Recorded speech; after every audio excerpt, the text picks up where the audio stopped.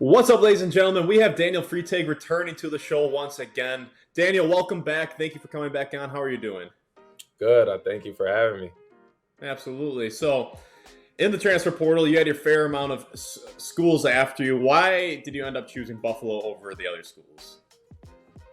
I think they check the most boxes. I think they're very, I don't know, consistent with their recruiting in that short amount of, time. I think they showed they wanted me and they showed exactly how they plan to use me, opposed to just kind of saying, we want you on our team, kind of giving me a breakdown of, how things will look and what type of role I'll play. And I was pleased with what I was hearing. All right. So, for people who don't know, what does Buffalo's play style look like, and what's the vision the coach laid out for you? Yeah. So the head coach, Coach G, he's coming from Villanova as an assistant back when Brunson and Bridges and DiVincenzo and all of those guys were there. So he has a track record of winning there. He played these last 2 years at Buffalo with some unfortunate, amount of resources. So now, if you were to look back at these last 2 years, I think it probably gives a, misleading representation of what it'll be like. So, the most I could say is kind of just stay tuned for this year. All right, that sounds good. And so, freshman year of college, just talk about, I'm sure you've grown as a player since the beginning of the season. Just talk about in what ways has your game grown since the beginning of your freshman season? Yeah, I think there's a huge difference between college and high school. I don't think it's the same game, really. I mean, you put the ball in the basket for points, but I think the way things happen and, how detailed you have to be is, a completely different game. So I think I've adjusted to the college, system without, needing a ton of playing time. So, I mean, yeah. Yeah, and I know you're a gym rat, and I know that that's why moving forward, I have a lot of belief that you're going to accomplish what you set out to accomplish, because I know for a fact that you are a guy who puts in the extra work. You know, in this past season, when you weren't playing, like, what were you working on in your game on improving and just spending time in the weight room? What did that look like? Yeah. I mean, definitely the weight room, although I don't think that was my biggest concern for why I wasn't playing. So kind of just trying to get the weaknesses out of my game and then expand on my strengths. And then, yeah, I mean, you said it best, just staying in the gym. That consisted of just, I didn't get in games. And so we would kind of do a little 3v3 before the game. But after games, staying back and shooting or getting a workout in. And I mean, of course, on the road, I was in hotel rooms dribbling and things like that, watching film, of course, but just putting in work because I know my body isn't going to be put through 25 minutes of playing on game day. So Sure. just trying to put in a little bit more work than was given to me, if that makes sense. Sure, no, absolutely. And yeah, this off season, do you have any particular focuses? I had a lot of expectations and goals for this year, and it went completely south. So I've nothing but the want to really love my teammates, my coaching staff, and my year next year. Okay, and yeah, just take me through right now. What's a day in your life look like right now? Like, what's training looking like for you? Yeah. So I try to wake up at 8 a.m. and then from 8 to 3 is the only time I give myself to work on my camp. I had a successful camp last year, but this year looking to make it even larger. So I don't work on it 8 to 3, but that's the only time that I'm allowed to. I have a pretty rigorous morning routine that consists of a lot of stuff, but so that's probably 8 to around now.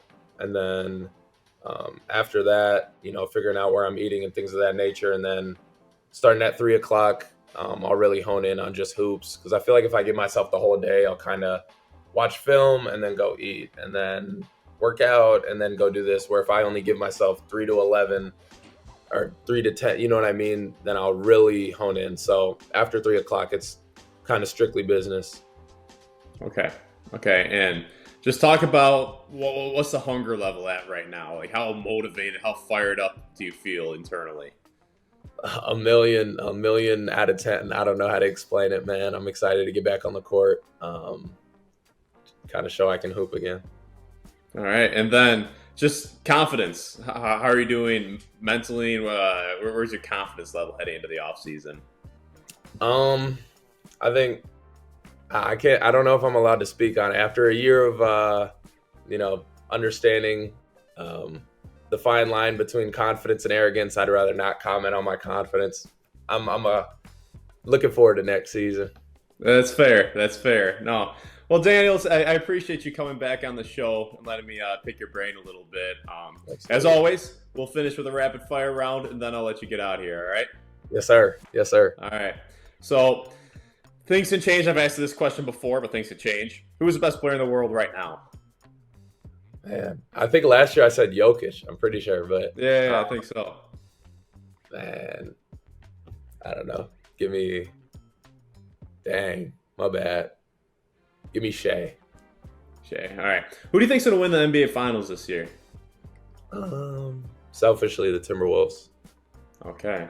Okay. And then who was your favorite player to match up with in practice this past season?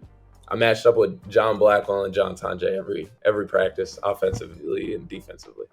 Iron sharpens iron, man. No, that's great as a freshman. Great experience. And then your favorite follow on social media? Who I follow? Yeah. I think there's an account I followed recently called like Good Vibes Hoops or something like that. I'll figure out the exact name, but it posts super specific things like Tatum scoring from the left elbow, and it'll just get a quick session of that. So things like that. Okay. Who was your favorite hooper growing up? Probably just Steph Curry. Okay. Favorite football player growing up? Between Marshawn Lynch and Odell Beckham Jr. What's your go-to karaoke song? I've never done karaoke, but if I had to choose one, probably like Adele, something by her. And then, have you ever been mistaken for a celebrity before? And who, if you have? People say I look like Jaden Daniels. He's okay. I don't get mistaken for him, but they say I look like him. And then, yeah, I'd say that's it. Okay. What's the most used app in your phone? Right now, probably phone, whatever it is where you do a phone call. I've been on the phone plenty since I've been in the portal and stuff. So sure. And who's the toughest player you've ever had to guard? Anyone other than John Blackwell. So probably Tahad Pettiford back in AAU days. Okay. And then a few more questions, and I've asked these before, but like I said, they could change. What's your favorite movie? Polar Express. Okay, I love that. Favorite musical artist? Drake or Jack Harlow. Okay.